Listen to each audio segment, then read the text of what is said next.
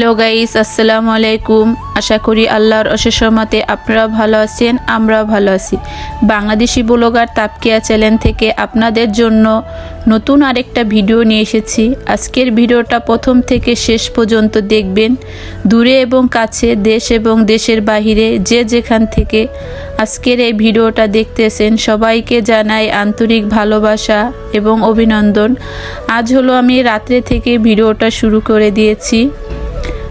রাত্রে হলো আমি কিছু রুটি বানিয়ে রাখবো, যেহেতু শীত পড়ে গেছে আর ছেলেকে নিয়ে সকাল সকাল স্কুলে চলে যেতে হয়, তাই আমি রাত্রে রুটিটা বানিয়ে রাখলে আমার সকালে উঠে এত ঝামেলার মধ্যে পড়তে হয় না। তাই হলো আমি কিছু রুটি রাত্রে বানিয়ে রাখবো।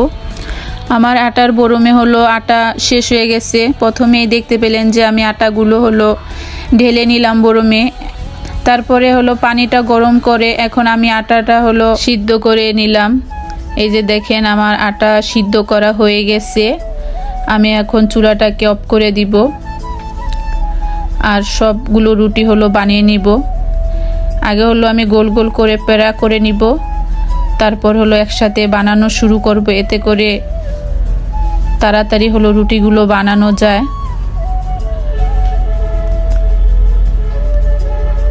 এই যে আমি এখানে হলো প্রথম রুটিটা বানাইতেছি। এই যে আমার কারেন্টের শখের চুলাটাতে হলো আমি আটা সিদ্ধ করলাম।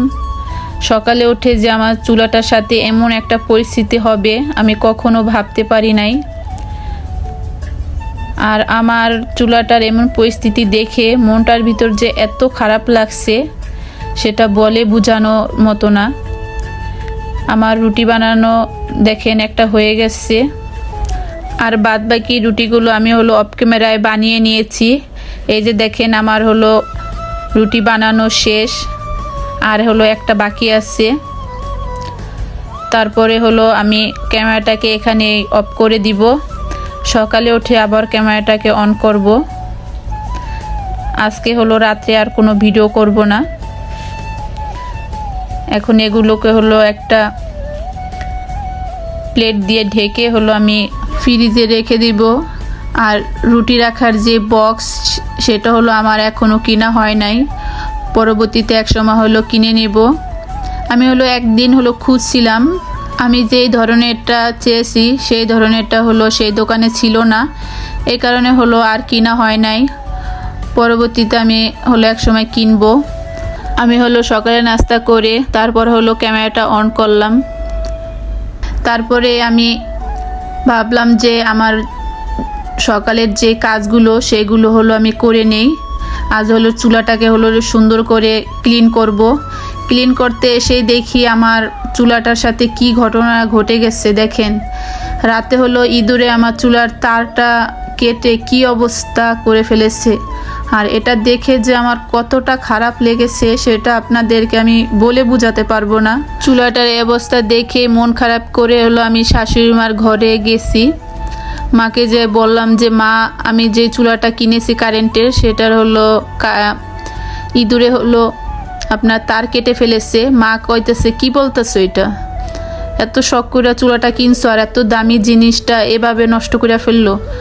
এতদিন কিন্তু আমার আরেকটা ছোট্ট একটা চুলা ছিল কারেন্টেরই, সেটা কিন্তু আমি বাইরেই ফেলে আমার বাবার বাড়িতে সবখানে ঘুরে আসছি, কিছুই করে নাই। আয়সা দেখি যেমন এটা সেমনই। কিন্তু দেখেন আর এই নতুন চুলাটা আমরা কিন্তু ঘরেই, আর আমি হলো রাত্রে আটা সিদ্ধ করছি আর আমরা তো ঘরে কোনোখানেও যাই নাই। সকালে যখন আমি রুটি ভাজছি তখনই দেখি কি আমার চুলাটা কেমন জানি মানে শব্দ হইতেছিল, আর জানি কেমন অন্যরকম। মানে কয়েকদিন দু একদিন ভাজছি কিন্তু তখন আর এমন লাগে নাই। তারপরে আমি ওটা অফ করে নাস্তা করে তারপরে আমি হলো এই চুলাটাকে পরিষ্কার করার জন্য আসছি। এসে দেখি এমন অবস্থা। তারপর শাশুড়ি মা তো অনেক সান্ত্বনা দিল। আবার এই চুলা হলো আমার বাবার বাড়িতে হলো মা ব্যবহার করে, খুবই ভালো। শাশুড়ি মার ঘরে বসে হলো আমি ছোট ভাইকে ফোন দেই। ছোট ভাই যেহেতু আমার চুলাটা কিনে দিয়েছে, ভাই হলো শুনে অবাক হয়ে গেছে। আপা, তোমার তো কিছু হয় নাই, চুলা সমস্যা হয়েছে, ওটা ঠিক করা যাবে। তুমি আর হলো চুলা অন করো না, যেভাবে আছে সেভাবে রেখে দাও। আমি হলো কোম্পানির সাথে কথা বলতেছি, দেখি তারা কি বলে। ভাইয়ের এই কথা শুনে একটু মনে একটু সান্ত্বনা পেলাম। শাশুড়ি মার ঘরে কিছুক্ষণ বসে থেকে তারপর হলো ঘরে চলে আসলাম। এসে হলো টেবিল দুইটাকে পরিষ্কার করে নিতেছি। আর মনটার ভিতর হলো খুবই খারাপ লাগতেছে যে এত শখ করে জিনিসটা হলো কিনলাম, এভাবে যে শখের চুলাটা নষ্ট হয়ে যাবে কল্পনার বাইরে।